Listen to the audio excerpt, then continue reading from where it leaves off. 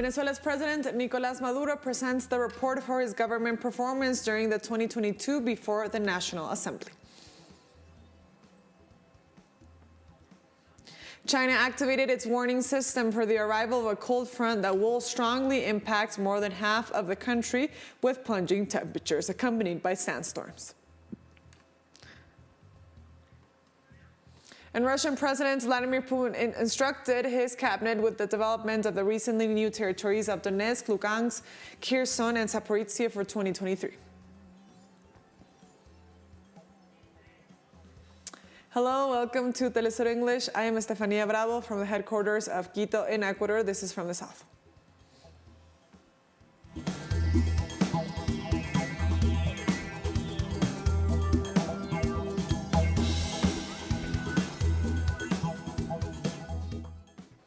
President of Venezuela, Nicolás Maduro, presented to the National Assembly his government's report. The president made references to the economic and social recovery of the country, in addition to pointing out that upcoming challenges of the South American nation will face. The Venezuelan president also explained the realities in the fiscal and financial matters. At the same time, he highlighted the resistance of the people and the efforts of the national government in the face of the new sanctions imposed by the government of the U.S. The president stressed that according to the cabinet's estimates this year, the programs for the benefit of the people will be strengthened through the coordination with the organizations of the people's power.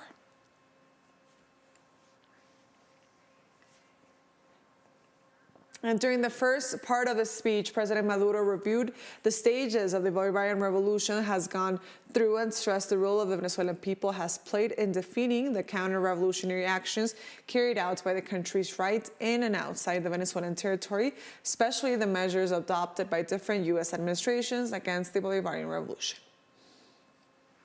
Those years that Venezuela has faced, wielding an admirable resistance. Our people is worthy of all admiration and respect because all the strength they have shown to be victorious at the end in the face of all aggressions. The president also highlighted the strength and potential of the Bolivarian nation to build a prosperous future and insisted on the importance of unity to defeat sanctions, blockades, and economic persecution against the country. Experiences, efforts, learning, lessons, and because of which we are here. That has brought us here, because we are here. In this place, absolutely certain that Venezuela has every potential and strength to consolidate the future prosperity. And that calls for a lot of national union. Firstly, we need to come together to defeat the sanctions and the blockade and the economic persecution against Venezuela that continue to be brutal. And during the first part of the speech, President mentioned that the national income of Venezuela has dropped dramatically and that they have learned to overcome the drop. National income fell dramatically. This didn't happen 3 years ago. Today we have, now as I speak to you, it's falling. We only perceive 1% of the numbers we were supposed to perceive. That's why I tell you that when I tell you that we've learned to do more with fewer, is not just a metaphor. And the president also mentioned that the year 2022 had begun to show glimmers of economic growth. 2022 begins showing good signs. Signs of economic growth.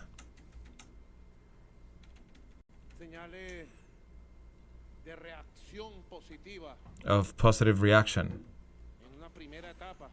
in a first stage of the emerging economic model as post-oil industry model. And authorities announced that some 5,000 hectares of crops were devastated by locust infestations in Uruguay, where agricultural activities are also currently affected by drought.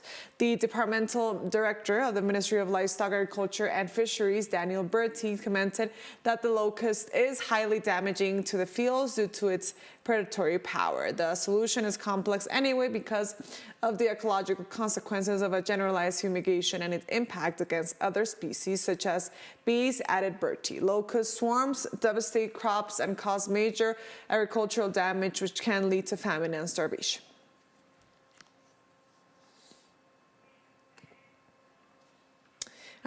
On Wednesday, the Union of Professional Journalists in Minas Gerais in southern Brazil requested the public prosecutor's office to investigate the violent acts committed since the beginning of January by Bolsonaro supporters against media professionals.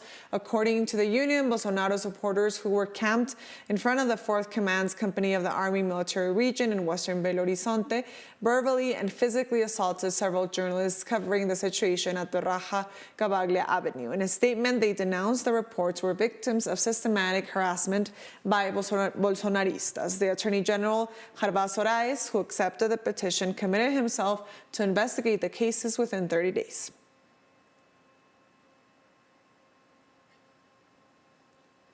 The Ministry of Public Health of the Dominican Republic acknowledged on Wednesday the detection of 4 confirmed cases of cholera, bringing the total number of infected people in the country to 17. Dr. Gina Estrella Ramia, Director of Risk and Disaster Management, explained that operations are continuing in the areas of La Sursa and Capotillo in the capital city of Santo Domingo, where random checks were carried out.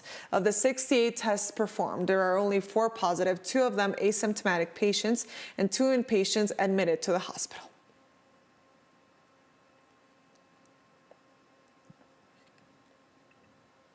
We're taking our first break now. Join us again after this, and also don't forget to follow us on our TikTok account at teleSUR English for more. Stay with us.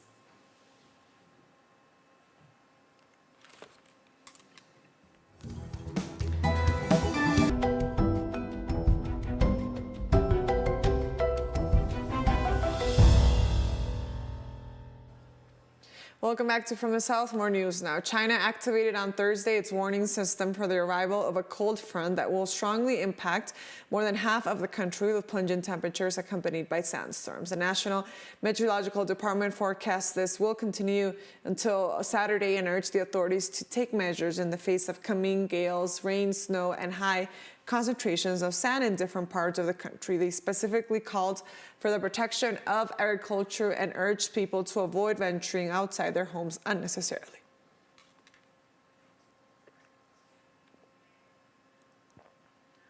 And Taiwan continued to hold military exercises on Thursday, simulating joint forces against an invading enemy from the sea and the southern region. On Thursday, ambitious tanks and Marine Corps soldiers were seen firing at targets at the Kaohsiung Naval Base. Yu Chengping, commandant of the Marine Corps Special Force, said the exercises are a live-life battlefield simulation and a combining exercise involving air, land, and sea.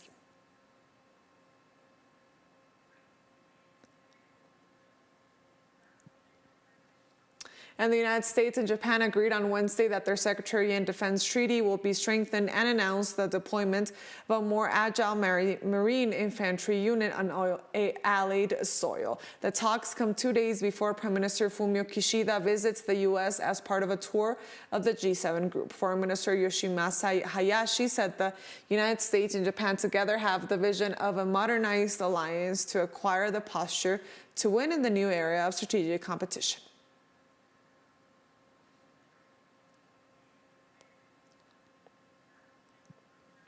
And London Mayor Sadiq Khan on Thursday called on Downing Street to admit the immense damage caused by Britain's exit from the European Union and acknowledge that Brexit is not working. Sadiq Khan argued that the Brexit has weakened the economy fracture the union and tarnish UK's reputation. The Labour mayor called for a recognition of the need for greater alignment with European neighbours that enables a pragmatic debate on the benefits of being part of the customs union and single market.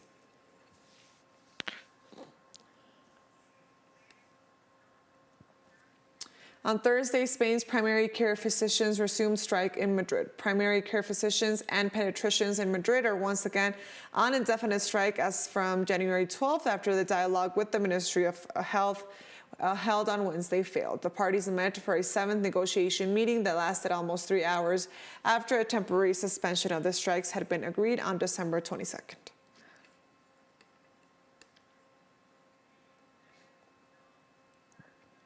European Parliament leaders on Thursday discussed measures to prevent corruption in former lawmakers from lobbying on behalf of businesses or governments. The institution is still dealing with a major corruption scandal involving a member of Parliament. EU Parliament President Roberta Metsola and political groups presidents met to discuss measures and actions to be taken, which will be presented by Metsola next week. The meeting came just a month after Belgian authorities arrested 4 people on charges of corruption, money laundering, and participation in a criminal organization. Lawmakers and officials conceded that it may be the biggest corruption scandal to have hit the bloc.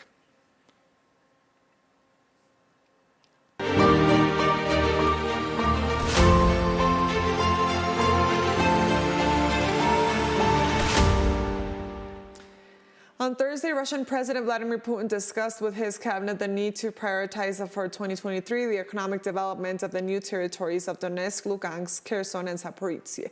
According to Putin, concrete guidelines will be set for the economic development of the regions, including the construction of schools, hospitals, clinics, improvement of infrastructure and transportation. He also emphasized the need to support local entrepreneurs. Russian head of state said that investment by large companies, both private and state-owned, should be made available if needed.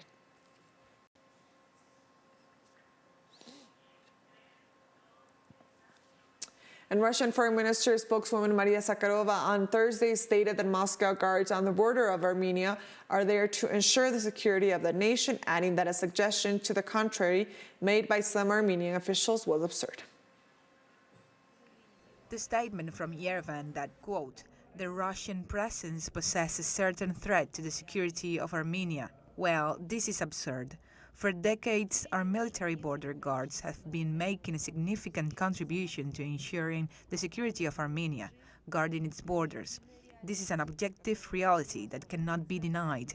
Moreover, earlier, the current Armenian leadership publicly stated that the military presence of Russia corresponds to the national interests of the Republic. We're taking our last break now. Join us again after this. And also don't forget to follow me on my Twitter account at teleSUR for more. Stay with us.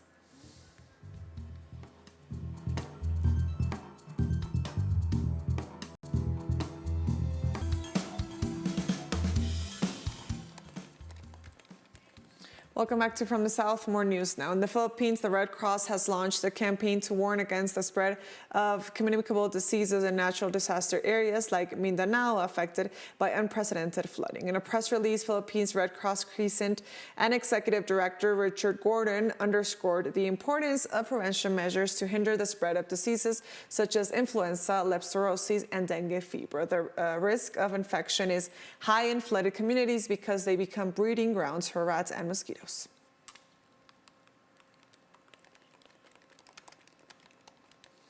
India on Thursday convened a virtual summit of more than 100 developing countries to evolve a uniform strategy for seeking help for economic hardships. Indian Prime Minister Narendra Modi addressed the summit virtually, saying it was clear the world is in a state of crisis. Modi also told leaders of Bangladesh, Vietnam, Thailand, Uzbekistan, and other nations that to predict how long the state of instability will last is difficult. India's External Affairs Ministry confirmed that the summit will discuss key issues such as the worldwide impact of the COVID-19 pandemic, the ongoing conflict in Ukraine, and mounting debt and inflationary pressures taking a toll on developing countries' economies.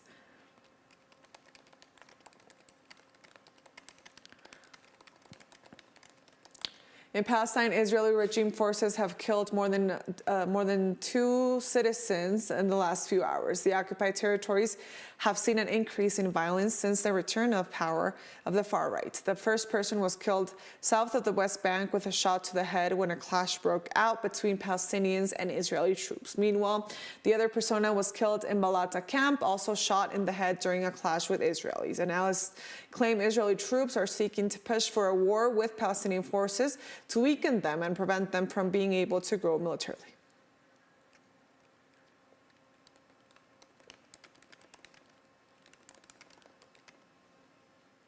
Iranian state media released a video on Thursday implicating former Deputy Defense Minister and dual Iranian-British citizen Al-Siri Akbakari in the 2020 assassination of top military scientist Mohsen Farziki. The claim comes a day after Iran sentenced Akbari on charges of spying for Britain. Iran's intelligence ministry said one of the most important agents of the British intelligence service of Iran, who had access to some very sensitive centers in the country and had knowingly provided information to the enemy.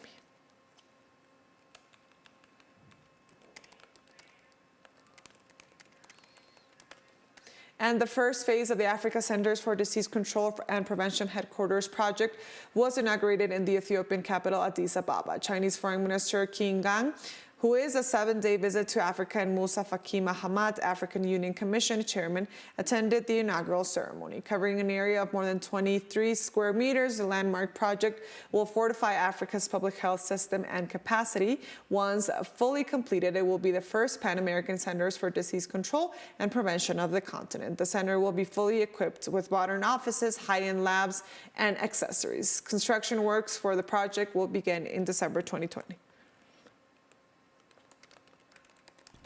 The Africa CDC headquarters is a flagship cooperation project announced by China's President Xi Jinping at the 2018 Beijing Summit of the Forum of China-Africa Cooperation, and another landmark project for China-Africa cooperation after the African Union Conference Center. The COVID-19 pandemic has brought many challenges to the construction of the project, but China and Africa have overcome difficulties and achieved project keeping ahead of the schedule, creating new highlights in China-Africa cooperation.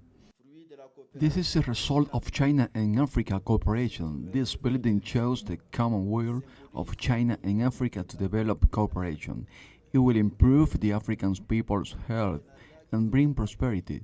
China and Africa enjoy a long history of cooperation in terms of health, which has set an example. The completion of the first phase of the Africa CDC headquarters project demonstrates the close and in-depth cooperation between China and Africa in health. And with that story, we've come to the end of this news brief, but remember, you can find these and many other stories on our website at telesurenglish.net. And also be sure to follow us on our socials. We're on Facebook, on Twitter, and on Instagram as well. For Telesur English, I am Stefania Bravo. Until next time.